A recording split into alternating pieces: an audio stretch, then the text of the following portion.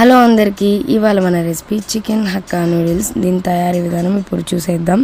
ముందుగా ఒక ప్యాన్లో వాటర్, నూడిల్స్ వేసుకొని అలాగే సాల్ట్, ఆయిల్ వేసుకొని ఉడికించి పక్కన పెట్టుకోవాలి. ఇప్పుడు చికెన్లో ఉప్పు, కారం, ధనియాల పౌడర్, పెప్పర్ పౌడర్, అల్లం వెల్లుల్లిపాయ పేస్ట్, పిండి వేసి కలిపి పక్కన పెట్టుకొని షాలో ఫ్రై చేసుకోవాలి. లైట్ బ్రౌన్ కలర్ వచ్చేదాకా షాలో ఫ్రై చేసుకొని ఒక ప్లేట్లోకి తీసేసుకోవాలి.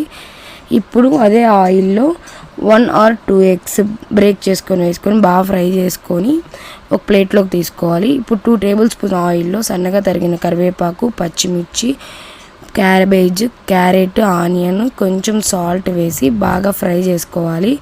ఇప్పుడు ఇందులోనే ముందుగా ఫ్రై చేసి పెట్టుకున్న చికెన్, ఎగ్, ఉడికించి పెట్టుకున్న నూడిల్స్ కూడా వేసి బాగా ఫ్రై చేసి అందులోనే కారం, ధనియాల powder, pepper, chicken masala, garam masala add చేసుకొని లాస్ట్లో స్ప్రింగ్ ఆనియన్స్, కొత్తిమీర వేసుకొని దించితే రెడీ.